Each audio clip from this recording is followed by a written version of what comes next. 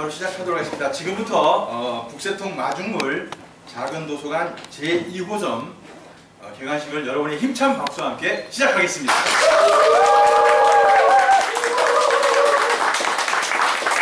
너무나 기쁘고 반가운 순간인 것 같습니다. 최병철 원장이 큰 뜻을 품고 우리가 도서관 1000개 설립, 작은 도서관 설립을 이렇게 시작해서 한 2달 정도 지났는데 이 두 번째 작은 도서관이 오늘 설립하는 개관을 하는 날을 맞이하게 됐습니다. 나중에 우리 최병철 원장이 나와서 축사를 할 때 충분히 말씀을 올릴 겁니다. 그때 들으시고 오늘 북새통 마중물 작은 도서관 제2호점 개관식을 바로 시작하도록 하겠습니다.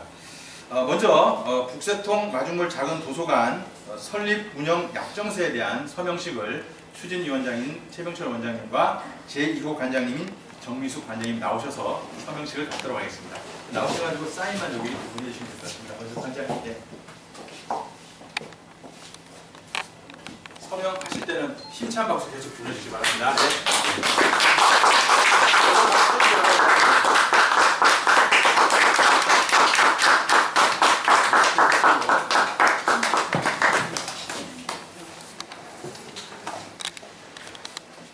기여 촬영 부탁드리겠습니다. 예. 여기 나오니까 그런 빠지고. 이번 카메라 찍으시. 잠깐만요.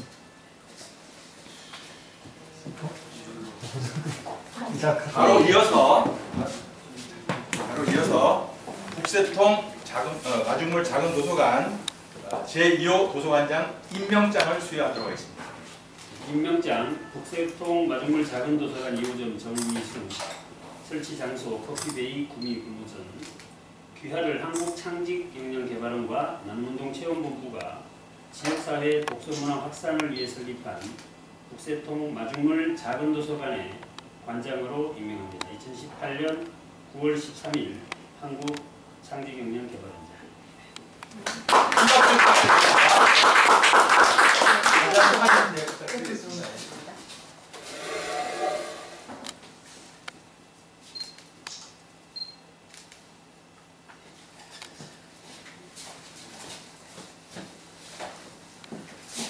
자, 이번에 이어서 그야말로 제2호점을 멋지게 개관하시게 된 2호점 관장님 정미숙 관장님을 모시고 간단하게 인사 말씀 듣도록 하겠습니다.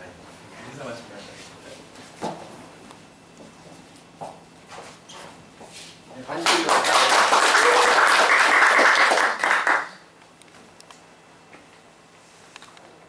제가 오늘 항상 아침에 이 장소에 와서 보면 5년째 제가 이 카페를 운영하고 있는데 오늘 아침에 이 장소에 왔을 때 이 책을 보고 가장 행복했었던 것 같아요. 그동안에 그 긴 시간을 가지고 이게 저만의 행복이 아니고 이제 저희 카페에 오시는 모든 분들 아니면 또 책이 궁금해서 오시는 모든 분들이 더불어서 같이 행복한 공간이 될 수 있도록 더 많이 노력하겠습니다.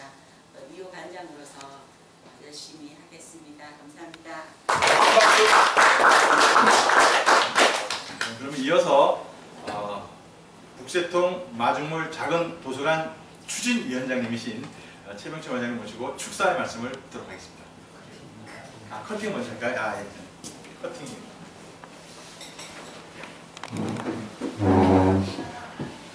저희가 나름대로 준비를 좀 많이 했습니다. 두 분하고 또 한 분 혹시 손님 오신 분 안 계십니까? 한 분만 모셔서. 네.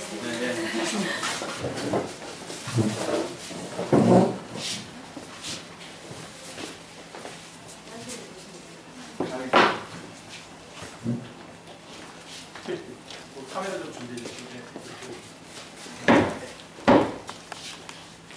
완전히 앞에 일단 딱 보시고 여기 보시지 말고 앞에 보시면 되겠습니다. 카메라를 보시고 제가 커팅 한번 바로 해주시면 되겠습니다. 자, 좀 준비하시고 자, 카메라 준비되셨습니까? 네. 예. 좀 웃어주십시오. 예. 북새통 마중물 작은 도서관 2호점 개관식을 축하하는 테이프 커팅식을 거행하겠습니다. 커팅. 예. 시간이 안 들어. 네.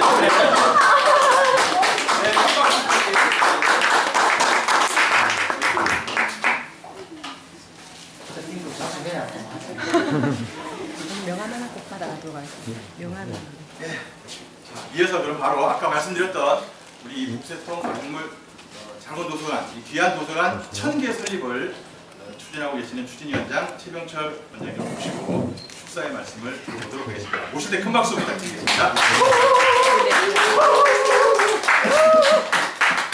오늘 아마 우리 이제 북새통에 매월 오시던 분들은 좀 낯설지 않을 텐데 처음 오신 분들은 이 집 뭐 하는 건가 이 생각이 좀 드실 것 같아요. 근데 오늘 또 유독히 우리 이제 북새통 멤버들도 많이 안 오셨네요. 항상 보통 한 15명에서 20명 정도 사이즈로 매월 저희가 진행을 여기서 하고 있습니다. 북새통이 뭐냐? 책으로 세상을 통찰한다라는 말이 줄임말입니다. 그래서 책을 가지고 세상을 한번 들여다보자 뭐 이런 관점에서 제가 한 10년 정도 프로그램을 진행해 오고 있는데요. 안으로 들어오시면 됩니다. 네. 그동안에 이제 대구에서는 지금 매일 하고 있습니다. 그런데 구미에서는 작년에 저희가 공대에서 구미 예산을 좀 지원해줘서 거기서 그때 단기간으로 진행을 해드렸는데 그때 참여하신 분들이 너무 좀 아쉽다. 기한을 정해서 하는 것이 조금 더 기간을 연장해서 해줬으면 좋겠다 이런 의견들이 있으셔서 그때 뭐 제가 별로 능력은 없지만 조금 이렇게 바쁘게 돌아다니는 사람이다 보니 불가피하게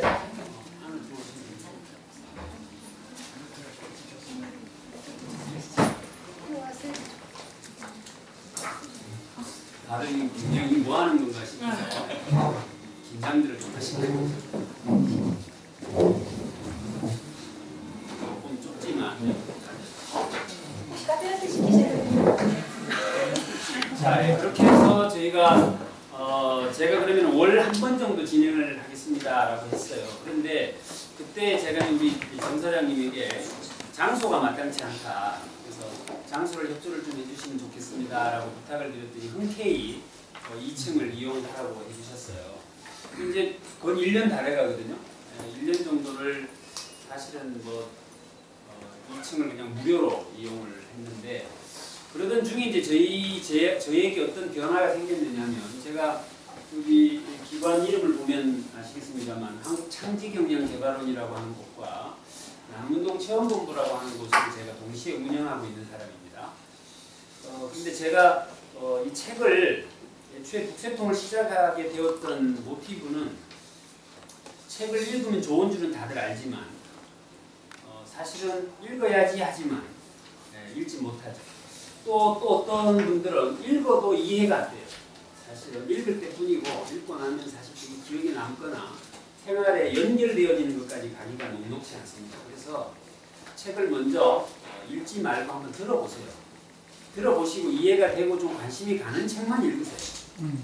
이렇게 이제 해서 저는 책을 읽지 말고 듣자, 들어보고 맛있거든 읽자 뭐 이런 개념에서 북새통을 진행하고 있는 겁니다. 그런데 또 한편 제가 이제 바라볼 때는 이 책이라고 하는 것이 사실은 뭐 2번, 3번 읽어도 그 저자의 의도를 정확하게 깨치기가 쉽지 않습니다. 그래서 그런 마음에서 책을 사가지고 읽고 책장에 꼽아놓지만 2번, 3번 읽는 것은 흔치 않은 일이죠. 그렇다면 저는 그것은 책의 본질에 위배된다 이렇게 생각을 합니다. 책의 본질은 죄송하지만 한번 따라해봐 주시면 책의 본질은 읽히는 것이다. 그러니까 책의 본질은 읽히는 데 있는데 읽히지 않고 있다면 책의 본질에 위배된다. 그래서 집집마다 책을 꼽아두고 있는데 사실은 책의 본질에 위배되는 행동들을 우리가 하고 있는 거죠. 그런데 어떤 사람은 책을 읽고 싶은데 읽을 수 없는 환경에 있는 사람도 있고요. 읽을 수 있는 시간이라고 하는 것이 확보되어져 있음에도 책을 옆에 없으니까 못 읽고 그냥 무료하게 시간을 허비해버리는 일들이 허다하게 벌어지죠. 예를 들면 우리 여기 커피숍에도 손님들 오셔서 기다리거나 또는 뭐 이렇게 하다가 잠시 책을 읽을 수 있는 시간이 확보되어 있음에도 이렇게 책이 없으면 못 읽습니다. 그래서 이제 핸드폰을 보거나 뭐 이렇게 하는 경우가 많은데 이러한 곳에다가 책장을 설치하고 도서관을 작게라도 만들어 드리면 거기 오신 분들이 책을 읽을 수 있지 않겠느냐 라고 하는 생각을 제가 하게 됐습니다. 특히나 이런 굉장히 좋은 장소 이런 곳뿐만 아니라 굉장히 소외된 사람들이 계시는 곳 이런 곳에도 작게라도 도서관을 만들어 드리면 도움이 되겠다라는 생각이 들어서 제가 욕심을 좀 내어가지고 작은 도서관 1000개 건립 사업을 시작하게 되었습니다. 저는 이렇게 본 거죠. 우리나라에 현재까지 발행된 책의 권수가 약 2천만 권 정도 발행됐다고요. 안 놀랐습니다. 그래서 나온 말이 무슨 말이냐면 한번 따라해봐 주세요. 사람이 만든 책보다 책이 만든 사람이 더 많다. 우리나라 인구가 5천만인데요. 현재까지 발행된 책의 권수가 2천만 권이면 그런데 돌아가신 분까지 다 따지면 책이 만든 사람이 훨씬 많죠. 그래서 집집마다 꽂혀 있는 책들을 바깥으로 나오게 하고 그것이 필요한 곳에 설치되게 하는 이 일을 운동으로 한번 전개해 본다면 우리 사회에 조금 의미가 있겠다라는 욕심을 한번 내본 겁니다. 그렇게 해서 시작한 지 이제 한 달 조금 남짓 됐는데요. 현재까지 저희들에게 거의 매일 100권씩 200권씩 갖다 주시는 분들이 지금 계시고요. 그런 책들이 지금 모여져서 10,000권 가까이 지금 저희 사무실에 모여졌고 또 오늘 참석도 해주셨지만 모 출판사에서는 저희들에게 그런 책들을 기꺼이 공급해 주겠다고 약속도 하시고 이런 일들이 또 이렇게 벌어지는 것 같아요. 그래서 일단 저희가 매달 책봉을 하고 있는 장소에 먼저 설치하자 라고 생각이 들어서 여기 보세요. 해서 여기 지금 2호점을 개관하게 되었습니다. 어떻습니까? 보십니까? 지금 우리 사장님 오늘 보시더니 약하다. 그래서 요 나머지 공간에 책장을 2개 더 넣어서 이쪽 끝을 완전히 채우겠다 이렇게 이야기를 하셔요. 저희들이 지금 진행하고 있는 작은 도서관 건립 사업은 사실 어떤 수익을 목적으로 해서 운영되는 것이 아니고 집에 계시면서 여기 올 때 책 집에 있는 거 한두 권을 가지고 오시면 여기다 꼽아주고 가시면 됩니다. 그리고 여기 있는 책을 또 구입을 해갖고 가실 분도 있잖아요. 여기서 읽으시면 되는데 구입하실 분들은 구입하셔도 돼요. 중고책이니까 중고책 가격으로 사시면 됩니다. 보통 얼마냐면 권당 5,000원, 2권에 7,000원, 3권에 10,000원 하실 거예요. 그러니까 부담 가지 않는 금액으로 사시면 그 돈을 가지고 우리 사장님이 브루에토크나 이런 등등에 사용할 수 있도록 그렇게 운영되는 곳이다. 때문에 여기 오실 때는 항상 책을 집에 있는 거 가지고 오셔서 여기다 꽂아두시고 여기 있는 마음에 드는 책은 뭐예요? 한 권 가져가셔야 돼요. 이렇게 진행되는 곳이다라고 생각을 하시면 되겠습니다. 지금 저희들 계획은 이미 저희 대구에 있는 저희 사무실에 책이 지금 넘치기 때문에 아마 지금 조만간 빠른 속도로 개관이 될 것 같아요. 그래서 관심 가져주시고 주변에 또 많이 알려주시고 또 우리 정유수 사장님을 중심으로 해서 구미에도 지금 하나 설치가 되어서는 안 되고 여러 곳에 제가 볼 때는 한 100개 정도는 설치가 되어야 한다고 보는데요. 그럼 문제가 뭐냐면 설치만 해놓고 그냥 두는 것은 큰 의미는 없고요. 여기서 매주 내지는 매월 또는 매일 책을 가지고 강의해주는 누군가가 있으면 좋겠죠. 그렇죠. 그렇죠. 그래서 그분들을 저는 뭐라고 부르는가 하면 북텔러 이렇게 부릅니다. 그래서 제가 우리나라 한국직업능력개발원에 북텔러라고 하는 자격을 등록을 했고요. 그래서 지금 대구 같은 경우는 대구시 예산을 받아서 지금 북텔러 양성 사업을 진행하고 있습니다. 그래서 거기서 양성되신 분들, 또 기존에 우리 북새통에 오신 분들도 북텔러가 어떻게 하면 되는지는 아시죠? 그렇게 해서 북텔러가 되시고 나면 이곳에서 이제는 뭐예요?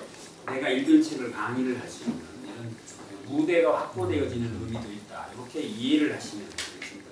자, 전체 프로그램에 대한 것은 개념적으로 이해가 좀 되셨나요? 네. 그래서 한 분만 따라해봐 주시겠습니까? 한 달에 책 한 권도 읽지 않는 사람이 책 한 권도 읽지 않는 사람이 누군가에게 이래라 저래라 하는 것은 직무입니다. 한 달에 책도 한 권 안 읽는 사람이 우리 아이에게 아버지라는 이유, 엄마라는 그 이치에서 그냥 이래라 저래라 하는 것 저는 직무이라고 하는 겁니다. 선생님이라고 하는 사람이 또는 학교에서 강의를 한다고 하는 사람이 한 달에 책도 한 권 안 읽으면서 누군가에게 이래 살아라 저래 살아라고 하는 것, 그것도 굉장히 교만스러운 것이다. 때문에 그런 취지에서 우리가 하고 있는 활동들이 조금 의미가 있으면 좋겠다 이렇게 생각을 하고 있는데, 어떻게 공감은 좀 되시나요? 네. 동의를 해주시면 좋겠고, 앞으로 이 장소가 구미에 계신 분들이 야, 뭐 책도 보면서 커피도 한잔하자 뭐 이런 정도의 생각이 들었다면 가장 먼저 떠오르는 장소가 되면 아마 제가 모르긴 몰라도 우리 정유수 사장님이 여기도 안 트겠나 생각이 연장이 막혀서 여기 보면 저 끝까지가 다 이렇게 되면 더 멋있겠다, 그죠? 그러한 희망을 불어넣는 의미에서 박수 한번. 저하고는 이제 개인적으로 제가 이제 전국융합전략개발원이라고 하는 곳에 소속이 되어 있는데 거기에서도 교육을 하다가 만난 분이에요, 개인적으로. 그런데 딱히 뭐 이렇다 저렇다 말씀을 안 하시는데 늘 한결같은 모습으로 그 자리에 계시는 분이시고, 누가 뭐라고 해도 이렇게 지원을 힘없이 해주시고 하는 분이어서 책이라고 하는 거하고도 굉장히 많이 이렇게 맞으시는 분이고, 또 이곳이 문화 행사가 다양하게 개최되는 곳이에요. 그래서 보시다시피 저는 그림도 전시가 되고 또 음악도, 조금 전에 또 어떤 분이 다녀가셨느냐면 음악 관련 단체에 계신 분이신데, 우리가 북새통을 하면 기꺼이 옆에서 기타 반주해주겠다 이런 겁니다. 그래서 음악과 책이 어우러지는 이런 것도 제가 볼 때는 뭔가 협연이 이루어지는 그런 공간이 될 것 같아요. 대구에서는 실제로 하고 있고요. 제가 에듀테인먼트 콘서트라고 하는 것을 진행을 했었죠. 지금도 지난달에도 저희가 했습니다. 그래서 이 음악 연주하시는 분 한 분 모시고 또 시인 두 분 초청해서 시하고 음악이 어우러지니까 굉장히 색다른 멋있는 그런 자리가 되었는데요. 이렇게 이해를 해주시면 될 것 같습니다. 자, 어쨌든 우리 정미수 사장님 너무 감사드리고요. 여러분들도 많이 관심 가져주시고 했으면 좋겠습니다. 일단 도서관장님으로 임명을 했는데 여기서 진행할 북텔러는 당분간은 제가 할 겁니다. 북텔러는. 그런데 내년에는 아까 어떤 분이 전화가 오셨는데 왜 한 달에 한 번밖에 안 하느냐, 꿈이 알기를 개떡같이 하느냐 그래서 그거 하셔가지고, 그래서 한 달에 최소한 하면 2번 정도 해보도록 하겠습니다. 그랬더니 왜 대구는 한 번 하면서, 그래서 제가 못 오더라도 우리 여기 계신 분들로 팀워크를 짜서 매주 뭔가가 돌아가는, 그러면 이 스케줄표를 보고 거기 나오는 내가 듣고 싶었던 평소에 책이 있죠. 그런 책들을 보시게 되면 또 이렇게 오셔서 뭐 한두 시간 듣고 가시고 이렇게 하는 어쨌든 지식의 나눔의 장소, 지식이 쉐어링되는 그런 장소로 바뀌어지기를 진심으로 한번 기대해 봅니다. 이쯤에서 제 축사를 마치도록 하겠습니다. 그래서 원래 예정돼 있던 오늘은 설민석 씨가 쓴 조선왕조 실록이라고 하는 책을 하는 날이에요, 오늘이. 저희가 지금 10회차로 진행하고 있고 명칭을 제가 북새통 독서경영 아카데미라고 해서 진행을 하고 있습니다. 그러니까 오늘은 그 책을 가지고 진행을 하려고 하고요. 제가 사실 저희 책을 막 이렇게 고른다고 골라서 가지고 왔는데 와서 꽂아놓고 보니까 저도 안 읽어본 책들이 굉장히 많고요. 또 어떤 책은 사실은 여기다 두고 가기 아까울 만큼 저 뽑아갖고 갚아요 생각이 드는 굉장히 탐이 나는 책들도 굉장히 많죠. 특히나 지금 여기 거래의 기술 같은 이런 책들은 트럼프 대통령하고 김정은이하고 밀당이 이루어지고 있잖아요.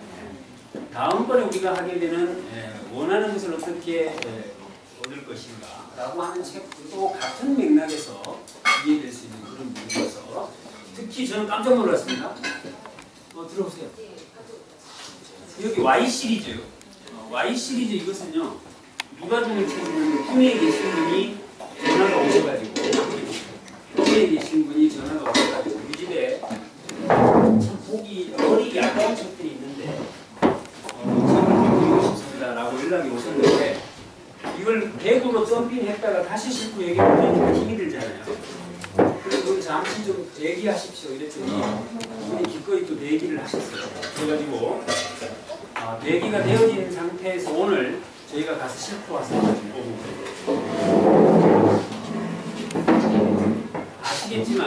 아시겠지만 여기 있는 이게 비록 우리 청소년들 읽으라고 만들어 놓은 책이긴 하지만요. 읽어보면 굉장히 유익한 그런 책들이에요. 그래서 시간 나실 때 여기 오셔서 책들 좀 같이 보시고 하시면 좋겠습니다. 우리 뭐 방송국에서도 제가 찍고 있어서 긴장이 돼가지고 시간이 남았습니다. 잠시 옷을 좀 벗고 조선왕조실록을 같이 한번 진행해보도록 하겠습니다.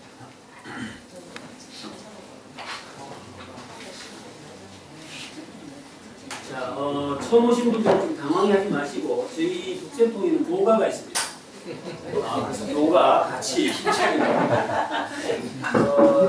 신이 우리에게 감각, 인체, 사람에게 신체 기관 6개를 주셨는데 물론 더 많지만 6개를 주셨는데 신이 통제하는 기관 3개, 인간이 통제하는 기관 3개가 있어요.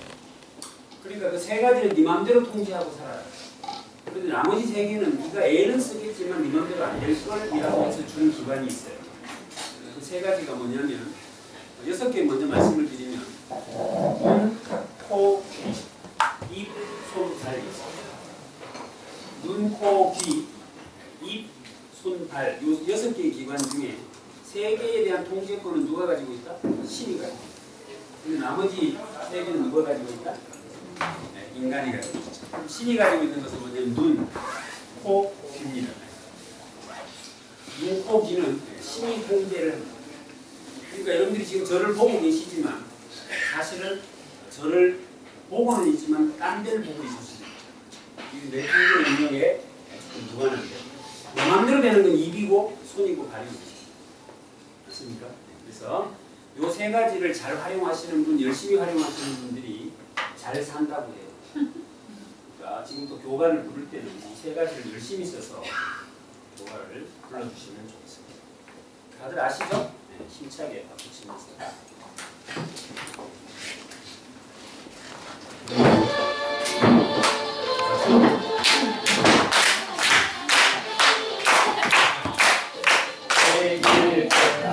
자기도 나쁜 징계 없어 움켜진 채 성공인생 내가 우리 좋다고 책 속에서 얻은 지혜 속서방만 나올까 아리아리 동동 아리아리 동동 스리스리 동동 책 소리를 들으러 가세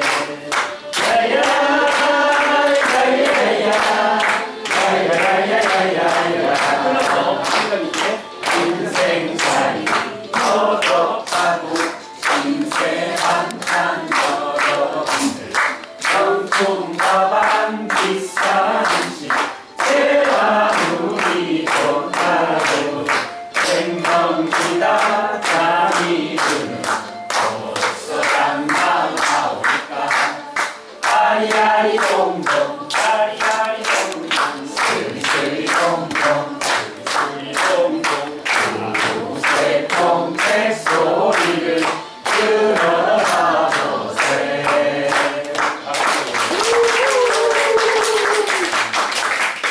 처음 오신 분들은 여기를 제일 잘해요. 멜로디가 좀 익으시죠? 네. 학교 다닐 때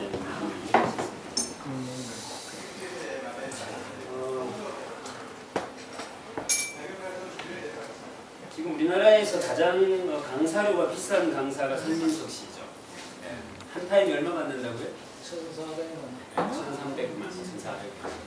별로 안 놀라시네요. 지금 이게 한 타임이라는 단어를 1년으로 생각하시면 안 되고 90분 강의 한 타임에 1,300. 원래만 하죠. 그러니까 이 사람이 구미에 뭐 강의하고 오라 그러면 온다 안 온다? 왜 안 온다? 최 원장님이 부르면 온다. 아 그렇습니까? 그래서 굉장히 유명해지신 분이시죠. 그리고 또 또 한 가지는 역사라고 하는 것을 실상은 뭐냐면 어떤 성역인 듯이 지키고 있는 분들도 계세요. 예술도 그렇기도 하지만 그런 분들, 특히 우리가 인문학이라고 하는 것들이 그런 영역에 속해져 있었습니다. 그런데 그 중에 어떤 분들은 그것을 대중화하려고 하는 쪽에 굉장히 애를 썼던 것이 있는데 이분은 어쩌면 역사를 대중화시켰다. 그래서 모든 사람들이 역사에 대한 인식을 하도록 하는데 기여를 많이 했다라고 본다면 저는 굉장히 훌륭한 분이라고 생각을 하고요. 결국 뭐 이스라엘이나 기타 등등 어떤 나라치고 이 역사를 인식하지 못한 백성이, 민족이 성공하고 성장한 경우는 없다. 그러니까 역사를 잃어버릴 때 그 민족은 불행해진다라고 하는 것에 대해서는 뭐 이설이 없지 않습니까? 그러니까 특히 뭐 유대인들 예를 들면 반드시 어려서부터 그 나라의 민족이 겪어왔던 그 어떤 불행한 일들에 대해서 역사적 인식을 하게끔 하는 교육이 필수 교육으로 되어 있고요. 그러다 보니까 우리나라도 한동안은 뭐죠?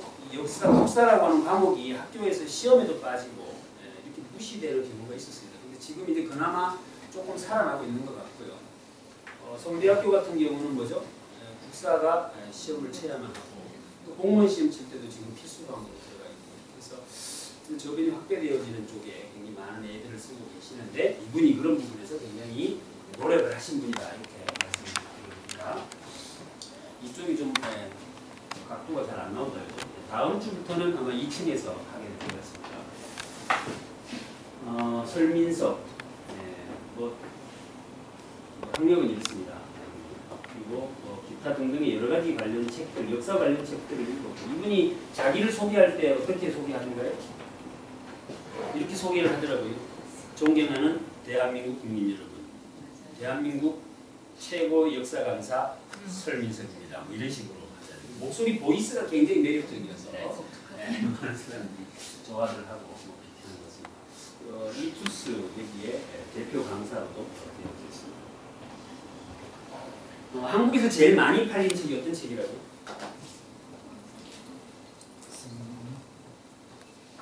성경은 전 세계에서 제일 많이 팔린 책. 그 다음에 한국에서 가장 많이 팔린 책은 운전면허 시험 문제집. 그게 가장 많이 팔렸다는 거고요. 그 외에 그 뒤에 이제 나온 책들이 조정래 선생님의 태백산맥 1300만 부. 그렇게 해서 쭉 랭킹을 매긴다고 치면 최근 한 3, 4년 사이에 2016년도가 나왔으니까 지금 한 2년, 3년 요 근간에는 역사 관련 책으로서는 부동의 1위를 자리를 지금도 놓치고 있습니다. 지금도 항상 베스트 2위에 올라가 있을 만큼 그런 책들이다 이렇게 말씀을 드리고 일단 조선왕조실록에 대한 간단한 요약을 좀 해봐 드릴게요. 아시겠지만 조선의 역사 자체가 일단 500년이 넘는 데다가 거기에 관계된 왕이 27명이나 돼요.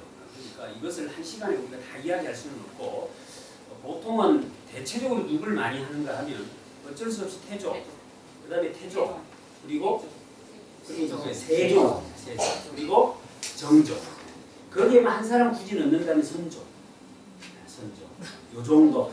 그 다음에 어쩌면 우리 대한민국의 문명을 결정지었던 그 고종, 요 정도 분들이 언급이 되는 분이고 드라마에서 많이 다루는 분들은 이제 영조나 뭐 이런 분들을 많이 다뤘죠. 그 외에 이제 폐위됐던 사람들을 드라마에서 많이 다뤘는데 어쨌든 조선왕조실록은 총 2077권으로 되어 있다. 하루에 100쪽씩 읽어도 4년 3개월이 걸립니다. 이게 오타입니다만 아파트 12층 높이다. 그러니까 아파트 12층 높이의 양이다. 이 조선왕조실록이. 이렇게 엄청난 양입니다. 이것을 요약하고 해서 써놓은 책이 설민석의 조선왕조실록이다. 이렇게 이해를 하시면 되겠습니다. 이분이 하는 이야기는 이렇습니다. 인문학을 남의 나라에서 왜 찾느냐? 읽어도 잘 이해도 안 되는 데다가 그렇죠? 사실 세계사를 공부해보면 뭐 읽을 때는 그렇나 하는데 이게 뭐 연대성으로 깨어지지 않습니다. 그러니까 정신이 하나도 없지 읽고 나면. 그런데 거기서 니네들이 찾으려고 하는 감동, 배신 뒤에 인간들이 가지는 어떤 욕망이 근거한 여러 가지 현상들 이것들을 조선왕조실록만 읽어도 충분히 다 볼 수 있다. 그러니까 남의 나라 거 본다고 애쓰지 말고 우리나라 조선왕조실록을 읽어라 이렇게 설민석 작가는 이야기를 하고 계세요. 중국의 실록은 200년 정도 되는 실록이 다라고요. 중국의 역사가 얼마입니까? 그죠? 주나라 뭐 그 위에 은나라 하나라 이렇게 따지고 쭉 내려오면 뭐 엄청난 역사를 가지고 있는 나라인데 그 나라의 역사 중에 제대로 기록되어져 있는 부분은 200년밖에 되지 않다고요. 뭐 분서 갱유나 기타 등등 여러 가지 사례들이 있었습니다만 어찌됐건 200년밖에 안 된다. 일본은 20년도 안 된다는 거예요. 역사서라고 만들어져 있는 게. 근데 우리나라는 조선 왕조실록이라고 하는 것만 해도 처음부터 풀로 다 되어 있습니다. 그러니까 이것이 뭐 어떤 것을 의미하느냐라는 건데 실록을 누가 쓴다고 했을 때 제일 거부감을 느끼는 사람은 어쨌든 그 당시에 실권을 가진 사람들입니다. 뭐 내 이야기를 어떻게 써놨을까가 궁금할 것이고 또 거기 나쁘게 써놨다면 도둑 죽음까지 나쁠 것이고 그러니까 200년밖에 중국이 안 된다는 말은 무슨 말이에요? 그 해당자가 읽었다 안 읽었다? 읽었다. 읽어보니 기분 나쁘다. 없애라. 그 짓을 했던 거예요. 일본은 20년밖에 안 돼요. 이건 뭐야? 이 새끼가 수시로 읽었다. 뭐 기록이 아니겠습니까? 그런데 그렇게밖에 안 된다. 근데 우리나라는 여기 엄격한 룰을 정했다. 결국 뭐냐면 어떤 임금이라도 절대로 읽을 수 없도록 해놨다. 그리고 나름대로는 그것을 철저하게 지켜왔다. 라고 하는 것이 우리 민족의 우수성이자 우리 조상님들의 우수성이다. 이렇게 볼 수도 있는 부분이어서 중국은 특히나 역사가 500년 이상 지속된 나라도 없잖아요. 우리는 기본 뭐 어지간하면 1000년, 500년 그렇잖아요. 신라 1000년, 우리는 500년이고 뭐 이렇게 하니까 우리가 사실 우수하긴 우수할 것 같아요. 그러니까 세계사의 로마사의 흥망성쇠를 우리가 배우는 것보다는 조선의 흥망성쇠를 배우는 것이 사실은 더 알차고 메시지가 있는 거죠. 그렇습니까? 그래서 그런 이야기를 설명서 씨가 책에 써주고 있습니다. 어디서 썼느냐? 춘추관대 실록청에서 기록을 했는데 이렇게 사초라는 걸 씁니다. 사초라는 것은 임금님 옆에 앉아가지고 기침 소리까지 받아주는 거죠. 이 사초를 써가지고 가서 그것은 이제 시정기라고 해서 따듬죠. 그렇게 해가지고 그것을 상소문, 각 지방에서 신하들이 써서 보낸 상소문 요거하고 대비를 합니다. 대비를 해가지고 그것을 가지고 실록으로 작성을 합니다. 그런데 왕은 절대로 열람할 수 없었다. 중립성이 훼손되니까. 정보고자 하면 국조보감이라는 것을 만들어줬다. 임금이 야 그거 좀 보자 갖고 와가라. 몰래 갖고 오면 되잖아. 이럴 수 있잖아요. 요즘 대명천지 우리나라도 뭐 청와대 기록물 넘어가면 뭐 갖다 보고 이러는데 그때 왜 그게 안 됐겠습니까? 갖고 와봐라 밤에 이렇게 하면 어떤 경우에도 그걸 허용하지 않아요. 국조보감을 따로 만들어서 왕이시여 정 보고 싶으면 이걸 보십시오. 기존의 선왕들께서 보검 사례만 제가 발췌해서 요약본으로 가져왔습니다. 이렇게 해서 국조보감을 갖다 줬다는 거잖아요. 또 이렇게 협박도 해서 설민석 그 선생님의 이야기로는 책이 한 2000권 되는데 몰랍니까? 그거 갖고 와봐라 이러면 책 500권쯤 될 텐데 뭐 몰랍니까? 갖다 드릴까 이러면 500권 뭐지 됐다 요약해 봤다 이래 되는 거예요. 그래서 어쨌든 어떤 경우에도 읽지 못하게 됐다라고 하는 것이 차이고 그 다음에 여기 보면 실록과 일기라고 하는 것이 차이가 있다. 보면 연산군 일기 뭐 이렇게 이야기한단 말이죠. 그래서 실록은 뭐고 일기는 뭐냐? 이것은 쫓겨난 왕들의 이야기는 일기라고 하고 그렇지 않은 사람들의 이야기는 실록에 기록되어져 있다. 이렇게 구분해서 일기를 한다. 그래서 세 사람이 있죠. 연산군, 광해군, 노상군, 단종. 그런데 단종은 나중에 뭐죠? 복귀가 됐죠. 복귀가 됐기 때문에 이분이 실록에 들어가져 있고 나머지 분들은 일기라고 불려졌다. 이렇게 이해를 하시면 되겠습니다. 이제 사화 이렇게 해서 우리나라는 뭐 4대 사화 내지는 6대 사화 이렇게 이야기를 많이 하는데 사화에 관계된 이야기를 책에 적어놓고 있는데요. 그것이 이제 인조 때 북인이 쓴 실록을 수정한 수정실록. 이게 무슨 말이냐면 광해군 때 집권 세력이 북인이었는데 그 북인들이 쓴 실록에는 어떻게 써있냐 이이라고 하는 분이 이이는 죽었다 이렇게만 써져 있다라는 거예요. 그러니까 이 반대파의 세력들에 대해서는 많이 기록을 안 했다는 것이죠. 거기에 대한 불만이 있었을 거 아니에요. 그래서 다음에 다시 반대쪽에서 집권을 했을 때 보통 우리나라 같으면 어떻게 하겠어요? 우리 같으면 읽어보니까 우리가 존경하는 이라고 하는 사람에 대해서 글자 세자 쓰는 거예요. 기분 나쁘잖아요. 그럼 야 그거 찢어버려라, 물질러버려라 이럴 수 있잖아요. 그런데 그렇게 하지 않았다는 거죠. 수정실록을 따로 만들어서 그건 그대로 두고 자기들이 원하는 내용을 따로 써서 이 두 가지가 동시에 보존되게 했다. 이건 사실 요즘 굉장히 시사하는 바가 큽니다. 이 정신만 사실은 현대 우리나라의 정치인들이 받아들인다고 쳐도 이게 요란스럽지 않습니다. 그래 네 이야기도 맞고 나는 이렇게 생각하고 그러니까 이걸 두 개 갖다 놓고 평가는 국민들이 하게 하자. 이것만 된다면 그런데 그 당시 우리가 그렇게 뭐 별로 중요하게 또는 의미부여하지 않는 우리 조상들은 그 상황에서도 그것을 엄격하게 했다라고 하는 것들이 역사를 통해서 배울 수 있는 교훈이다. 이렇게 이야기를 합니다. 조선왕조실록은 편전체로 기록되어 있다. 편전체라는 것은 뭐냐면 시간 순서대로 쓰는 것을 편전체라고 이야기를 해요.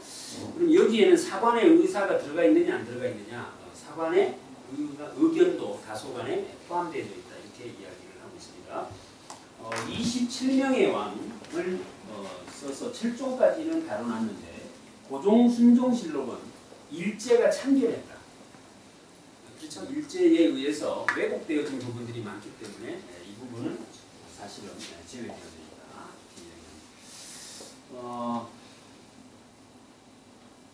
그 다음에 가장 단명한 임금은 단종이고 17세에 돌아가셨고 가장 오래 사신 분은 영조 83세. 장남이 왕위를 계승한 경우는 7명밖에 되지 않는다. 장남의 경쟁력이 그렇게 우수한 것 같지는 않죠. 이거 보면 7명밖에 계승합니다. 자녀를 가장 많이 둔 임금은 태종 12명의 부인에서 29명을 낳았다. 사실은 태종은요, 자기 형제가 많았기 때문에 굉장히 여러 가지로 힘들었던 사람 중에 한 사람이에요. 그렇죠? 왕자의 난이 2번이나 일어났고요. 이러함에도 불구하고 자기도 보통 막 형제 많아가 속 시끄러우면 어떡합니까? 아이고, 애 놓지 마라. 내가 한 2명만 놓고 이럴 텐데 12명의 부인에 대해서 29명의 나이를 낳았다. 후손이 없는 임금은 단종, 인종, 경종, 순종 4사람이 후손이 있었다. 안방 출입이 가장 잦은 임금은 태종 12명, 성종 12명, 세종이 부인 6명에 22명의 아이를 낳았으니까 순서대로 여기서 안방 출입이 어느 정도까지였는가 하면 실록을 쓰는 그 사관들의 주장이 이 양반들이 안방에서 그 임금하고 부인하고 나누는 대화도 실록에 써야 된다 이렇게 주장합니다.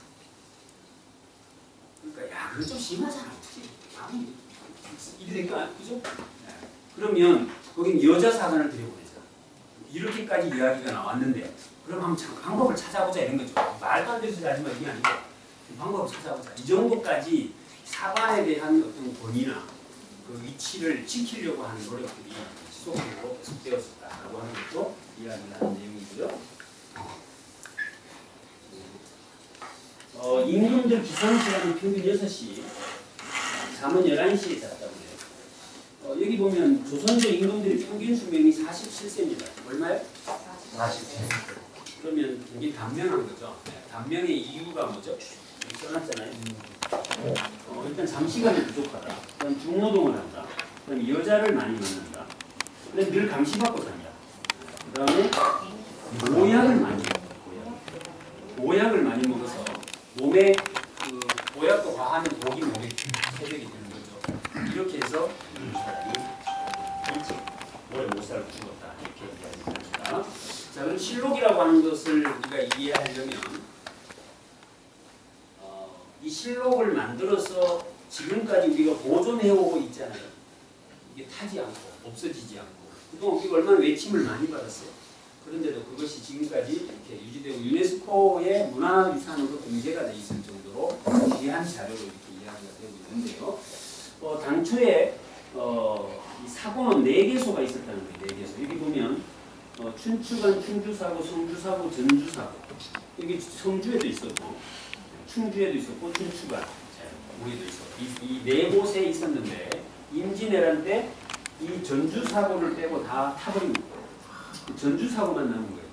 이래서 이제 광해군이 전주사고에 있는 실록을 가져다가 필사를 합니다. 필사. 뺏겨 쓴 거죠. 그래서 5부를 만들어요. 5부를 만들어가지고 이번에는 뭐예요? 아예 산속에다 찡박았습니다. 다시 쳐들어와도 그런 일이 없도록 하기 위해서 각 산에다 이렇게 배치를 한 거죠. 여기 보면 태백산 춘추관에 하나 보관하고 태백산, 묘양산, 만이산, 오대산 이렇게 5개 산에다가 보관을 하게 됩니다.